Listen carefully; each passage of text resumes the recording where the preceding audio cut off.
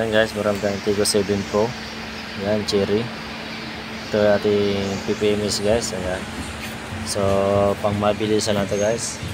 Ang ating PMS na cherry, Tigo 7 Pro. Ayan, si body. Ayan.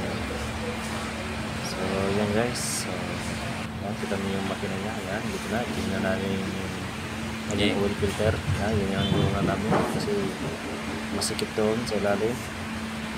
Check muna ako dito sa mga suspension yan, mga stabiling yan dito sa rear, yung tubo yan guys. So check ko yung mga log na masyado, so kita mo siya. So yung mga suspension niya guys dito sa ating likod yan. So check yung mga sukat filter, check ko na guys.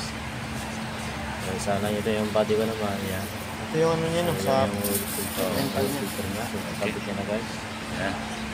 Ayan. Kamay niya lang guys. Ayan. Ayan guys. So ganyan lang po yung pag-basic guys. DIY. Ayan. So kamay lang guys. Ayan.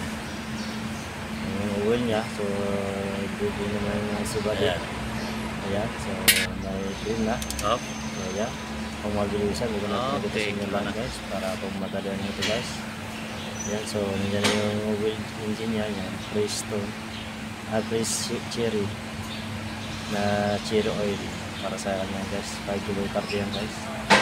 Yan. 5 liters yan guys. Ayan, ito ninyo. So ayan, dito naman tayo sa kanyang sa loob. So tingnan natin sa driver side. So dyan na tayo mag-reset guys. So mga busy lang guys. So tuturo ko naman sa inyo kung paano yan guys. Ito na yung tools niya. Yung pula. Ay orange pala. Sorry. Yan guys. So kita man ninyo. Yan. Yan guys. So lumalabas. So kailangan natin i-reset yan guys. So dito sa steering. Ayan o. Kita ninyo. Tinuro-turo ko pa guys. Para makita ninyo. Yan. Yan tayo mag-reset guys. So hanapin natin yung drive. Ayan. So long press natin ng 5 seconds. Pag lumabas ng 10,000, okay na guys.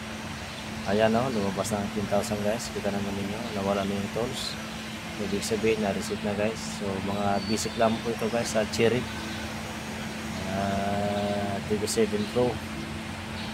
Ayan guys, kita naman ninyo, reset ko na lahat para okay na okay, para ma-relearn din siya. Ayan. So tatakbo niyan guys, 10,000 na po guys. Tatakbo natin yung unit na cherry Tigo 7 Pro.